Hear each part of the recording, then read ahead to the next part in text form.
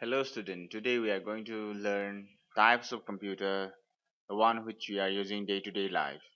There are different types of computer. Now let's go through this chapter. Have we ever thought why we use the term personal computer? For a simple reason that a personal computer is meant to use by a single user at a time. You must have heard the word that personal computer or PC, the one which we used to call computer, those who are using at home we used to call, did you have your PC at home?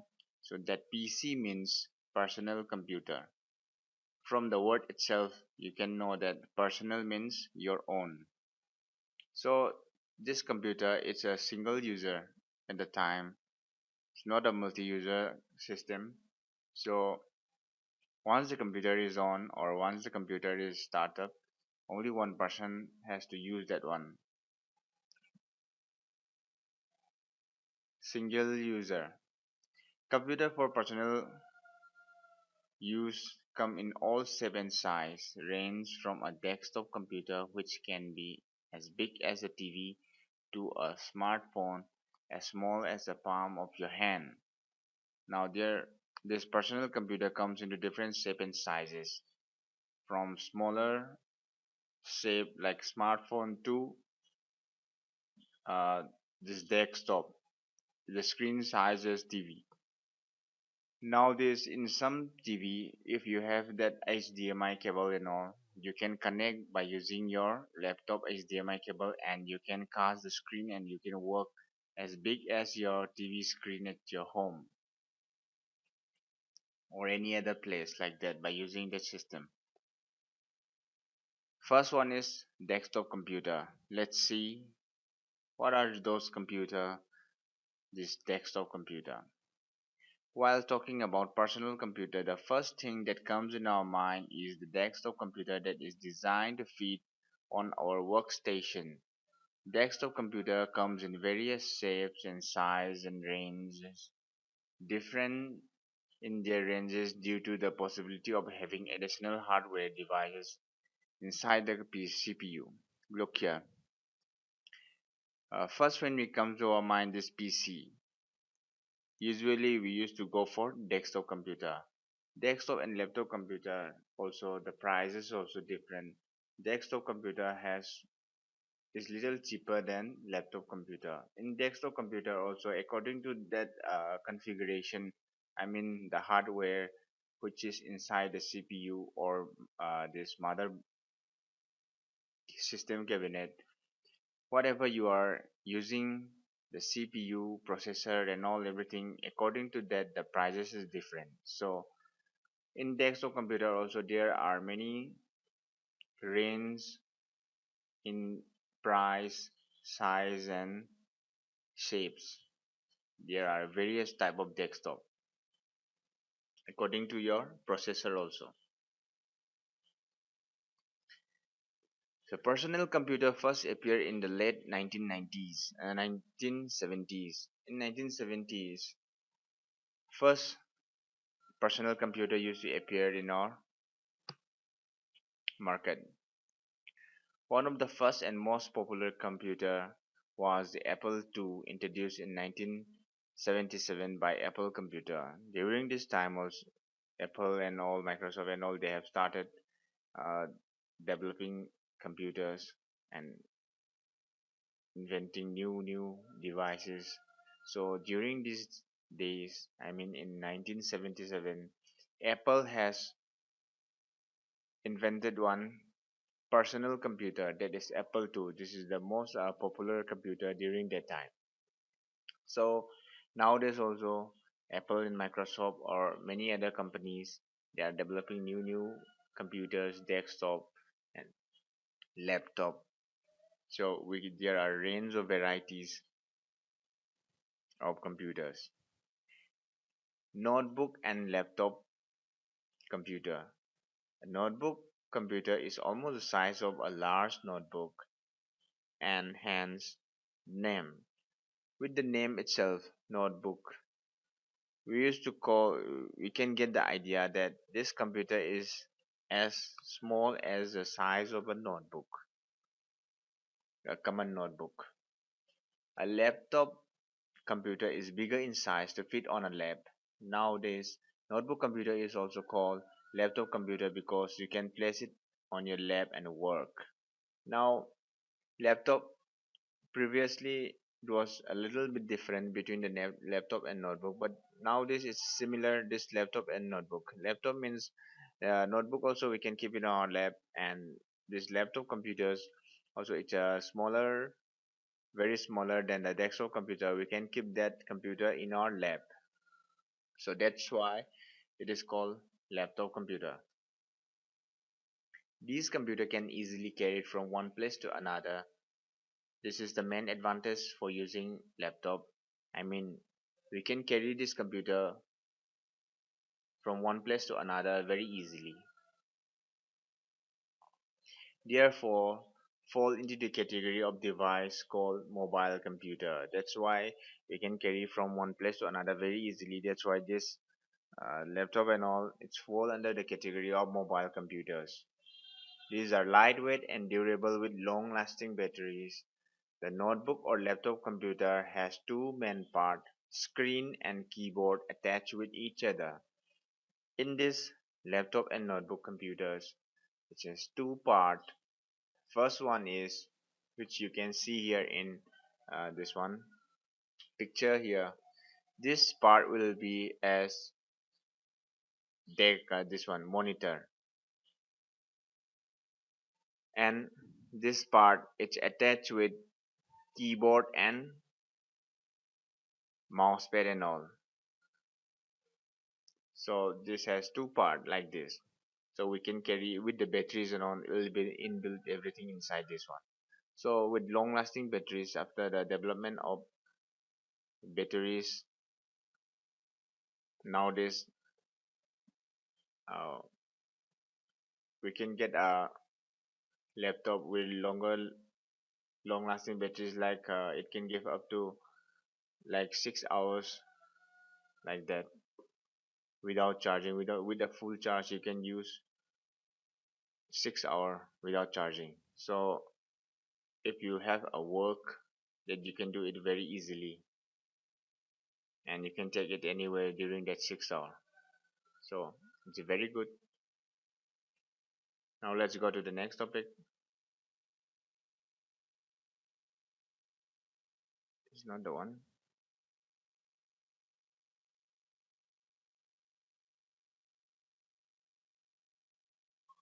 Okay, after the laptop computer, next one is tablet computer, the one which you are using in at your home or any other place. Tablet computer, or a simply tablet, is one piece ultra mobile PC. Just like a computer, tablet size means a little smaller than laptop. This device. Today, tablet computer are often used touchscreen device on which you can write using your finger or an electronic stylus, just like using a pen and paper. But your text is written in digital ink. Now, with the development of this technology, now there's tablet computer and everything, laptop also, their facility that we can touch the screen and we can just write it with our own finger. And stylus, pen, or this one electronic pen can be used to write or draw in that laptop or tablet. No, no, yes, laptop or tablet. But mostly it's used in tablet. Like in popular days, some years back, you must have heard like Samsung and Apple iPad and a tablet. They have been developing this stylus pen and everything. Pencil. Apple used to call it pencil, and they used to call pen and all, so that you can write directly into the tablet and it will be in digital ink format, not the one which you used to write in a paper. It's different. Next is smartphone. You must have all know that smartphone, the one which you are using at home. Nowadays everyone is using smartphone. Every home has minimum or more than one smartphone at their home. So what is this smartphone? Smartphone is a mobile phone that has more advanced computing ability and connectivity than the normal mobile phone. The one which we are having in olden days, that mobile phone which we can carry from one place to another and we can communicate with the people. That one is more advanced than that type of phone. Smartphone is compatible with computer. It's just like a computer devices. It can do some function, some part of the computer work as like computer in that smartphone. A smartphone can be thought as a held hand computer combined with the mobile phone. On a smartphone, you can create document, watch videos, and take pictures using camera, play music, and do lots more. Like main thing, the one which you used to come in your mind while using smartphone is that playing game. So playing game and everything according to the hardware of that smartphone, you can install it and you can play. If it hangs, then that smartphone hardware is not capable of, or the RAM and all, it is not compatible, or it is not capable of running that much big size of application. That's why it's hang a little bit. Like that, smartphone is a combination of computer technology with the mobile phone technology, and we can do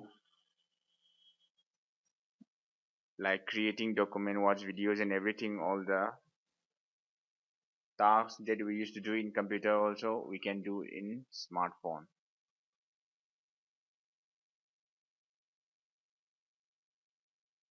Okay, this you can do it at home. Draw a table and compare different types of computer like desktop computer, laptop computer, tablet, smartphone in terms of size and portability. Touch screen you can compare in both the column.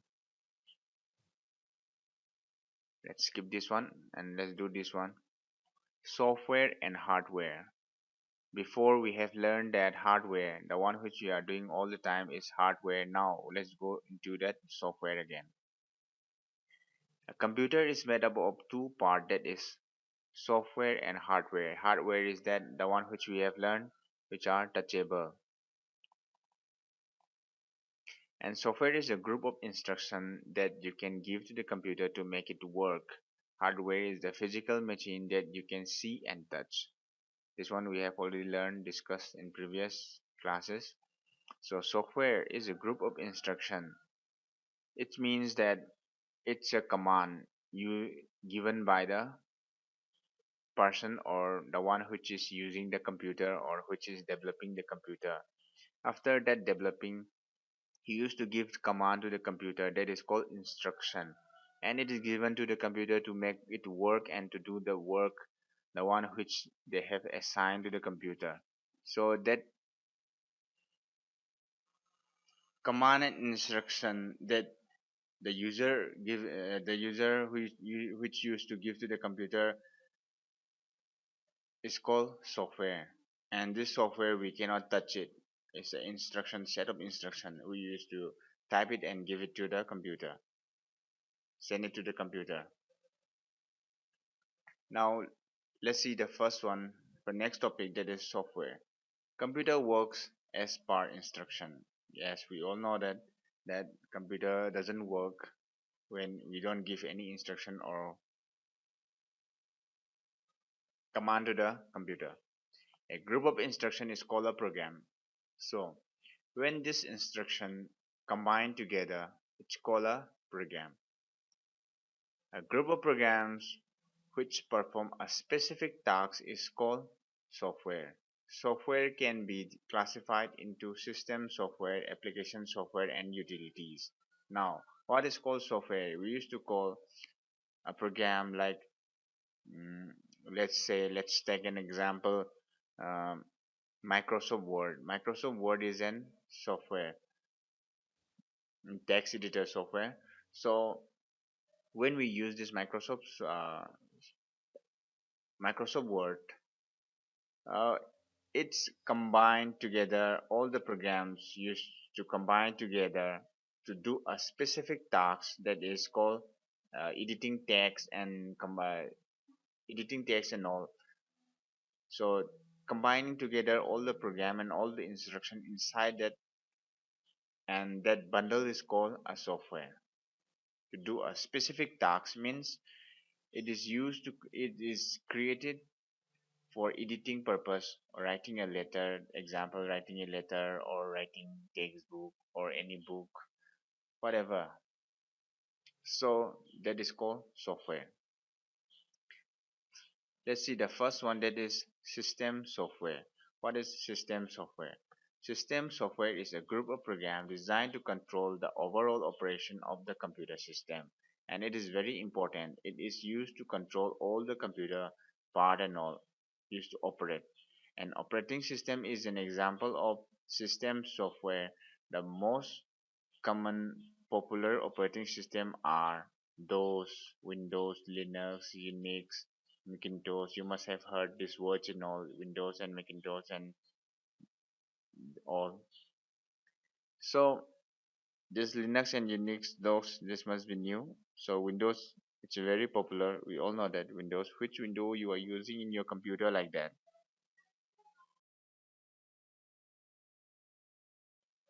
It's very popular that in school, office, hospital and all, everyone is using Windows. Generally most of the people, they are using Windows system, operating system. Why it is called an operating system? Because this software is essential for every computer. If a computer doesn't have this system software, then we cannot use that system, means we cannot use that computer. We have to compulsory install this operating system. It may be DOS, Windows or Linux or Macintosh. We have to install one of them to use the system, that is computer. So it will communicate all the parts of the computer and between the user and the computer also. It is a platform between the user and the computer machine. Next one is application software. Application software is a group of program. We all know that what is program? Combination of this instruction and all, designed to perform a specific task. Example of application software are word processor, inventory management software, school timetable software, payroll software, etc. They all include all the programs, language, and other utilities programs. So here they are giving different examples and all. I will give you a very easy example like the one which we are using, Google Chrome, or this one Google Chrome, and this Microsoft Edge also, and Microsoft Word, the one which you are playing games. These are all under application software. With the requirement of the user, they can install this software in the computer system, and it is not compulsory to install everyone, I mean every user. So but system software, the difference between these two software is that system software is a compulsory software that everyone must install in their computer system. But this application software is not a compulsory software, that according to the user and according to the needs we can install that software. Example, game and all. If someone is not playing a game, if someone is not playing game and he has to do only the office work and all, so what is the requirement? He has to install this Microsoft Office and all to work for that one, so he doesn't need games. So like that, according to the needs of the user, they can install it or they may not. So this type of software is called application software. It's included, most of the software is included under this application software. The one which you guys used to play this game and all, it's all included in this application software. You can name some games.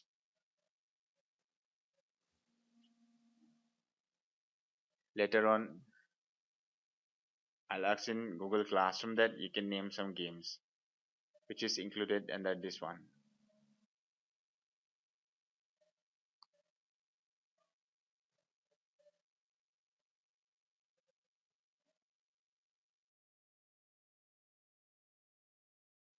Now let's learn this next point, that is utilities program. Utilities program perform routine but require job in the computer system, which makes life easier for a user, that is the computer user. Example, antivirus utilities scan for computer viruses. Backup software can make copies of all information stored on a disk and restore either entire disk or the selected file. Look, I'll explain this one. Utilities program are those programs which make the user more reliable to our computer, and this one secure and protects the file and all. Best example is antivirus. Why did we need to install this antivirus? Antivirus used to scan for viruses and all. It makes the computer file corrupt and destroy. There are many type of, in fact, this one cases for virus. So need to check this virus and all. It corrupts our file which are storing in this our hard disk and all. So we need to scan regularly this virus and all by using an antivirus. So it's most essential one. These software are essential, and it helps the user to run the computer smoothly. Like this first one is antivirus example, and backup software are those software which can make copies of your system and store it in another file. And when your computer is corrupted, or when your computer is not working properly, you can install from that copy file again back to the computer again. So that is called backup software. So next is hardware. All the physical part which you can see, feel, and touch are called hardware of a computer. These devices are also known as peripheral devices like CPU, keyboard, monitor, mouse, modem, CD-ROM, etc. are all examples of hardware.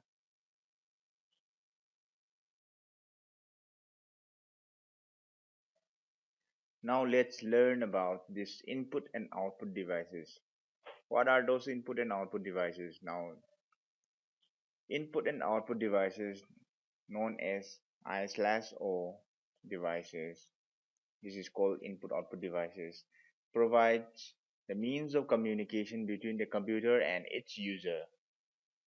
Now, what are those input and output devices? What is going on inside the computer that we are going to know by using these input and output devices and the one interaction between.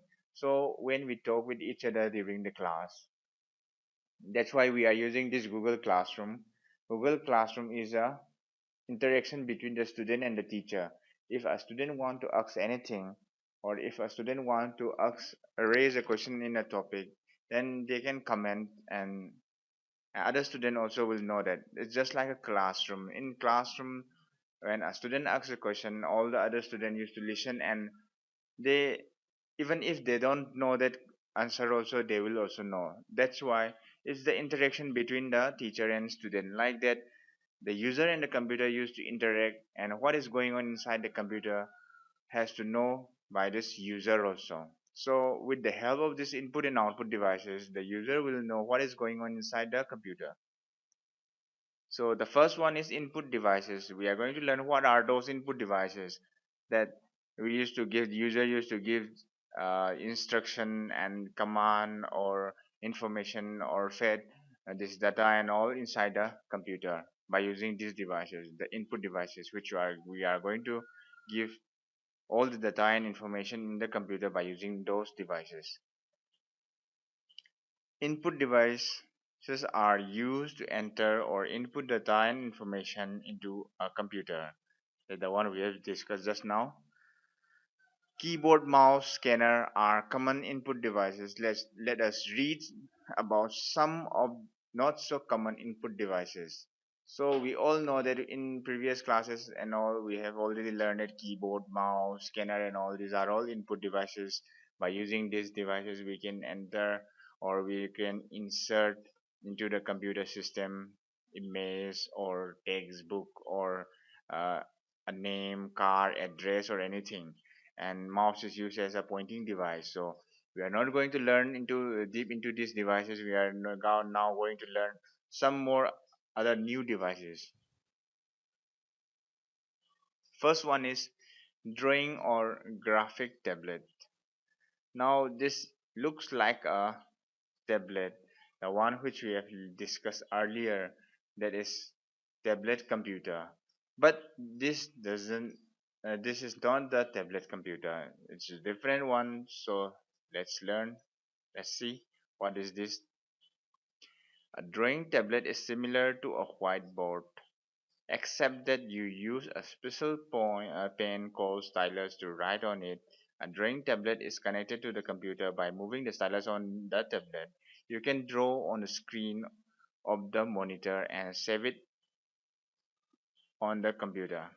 Look, by using mouse, when you draw something in the computer, maybe any software that is Paint, Photoshop, or it may be anything. So when you draw on a computer by using a mouse, that your drawing is not that beautiful, or the handling mouse, by using mouse we cannot draw it very smoothly. So like we used to draw with pen and pencil and all colors and all. So by using this stylus, it's a pen, electronic digitally pen, you will draw on this tablet.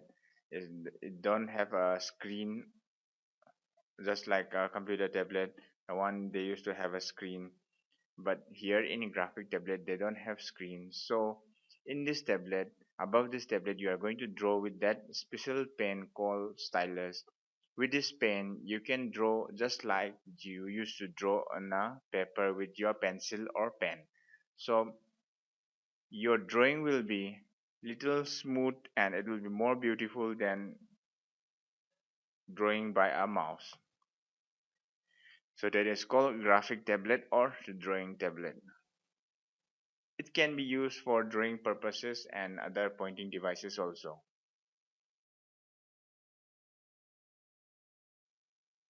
Next input device is joystick. A joystick is used to move the cursor and select different item on a computer screen. It is a control device that consists of a handheld stick with a pivot around one end.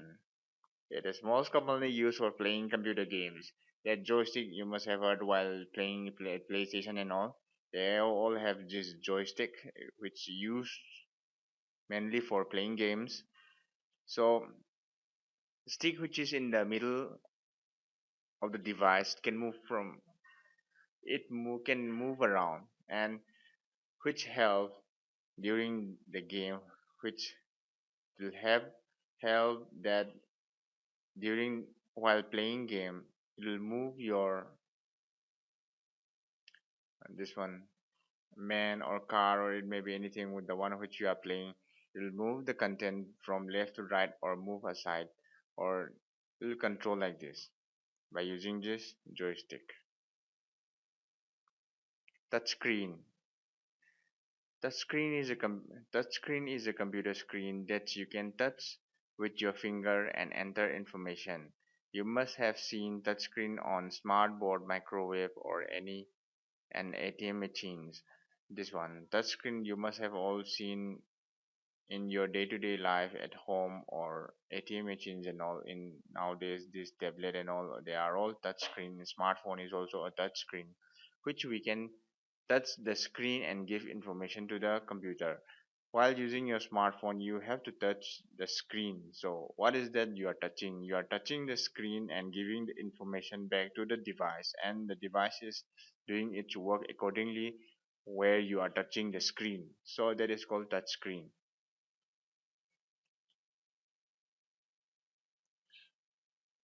So let's go to the next page. Barcode scanner. You must have seen this one at the grocery shop or Vishal and all here in Manipur also. Why it is used? A barcode scanner scan a little label that has a barcode on it, like this. When you buy something from a market or from the shop, at the back side of that cover or at the back side of that uncle chip and all, there is a barcode which black and white lines are there. So when you scan by using this barcode scanner, the information is then saved and displayed on the computer. The barcode scanner is used in libraries, and to scan barcode on the back of the book, it would have also seen salespeople scanning the barcode from the label of the clothes and groceries at the time of billing. So when we scan by using this barcode, it will automatically enter all the information which is which is going to be entered in the computer, that all the information about that product or book, or it may be chips, or it may be grocery item, or it may be anything. So the label which is in that barcode, you can see your textbook also. In your textbook, behind that, there is written there is a barcode on the left right corner at the back side of your textbook. That is called barcode.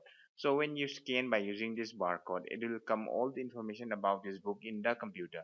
So this all the information is hidden into that barcode, and when you scan this one, what is the benefit of using this barcode scanner? If I say enter all the information about this book, price and seller name, everything in the computer, it will take some time. But when you scan by using this barcode, it will make you easier and it will be more faster than entering by using a keyboard. That's why we are using this barcode scanner for entering a product detail or maybe books or anything.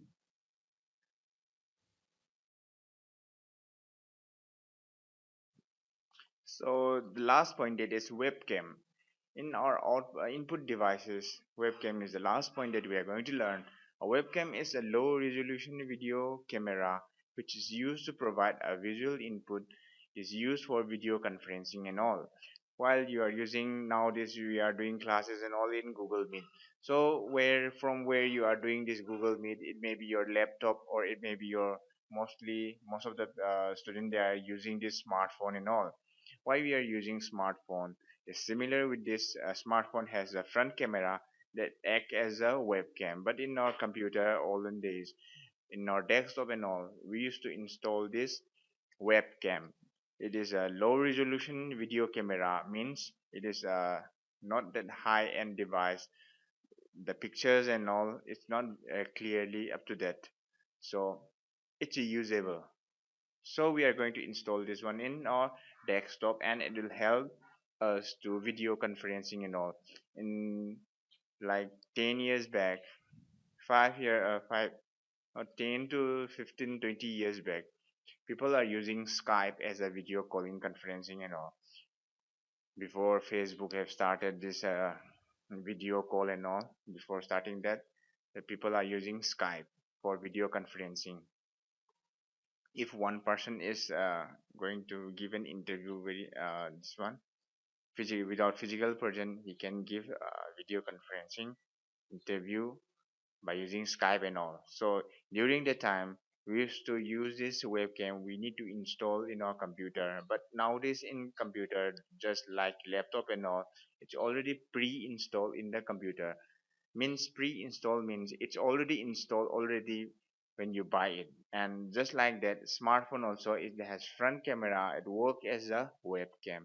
And during our video conferencing and during our video conference or Google Meet classes and all, when you turn on that camera, it work as a webcam. So by using this webcam, it's an input device that provides the visual input to the computer or smart devices for video conferencing and all. So this is the last point. Next class we are going to learn this output devices. So let's end here. Stay safe and thanks for watching.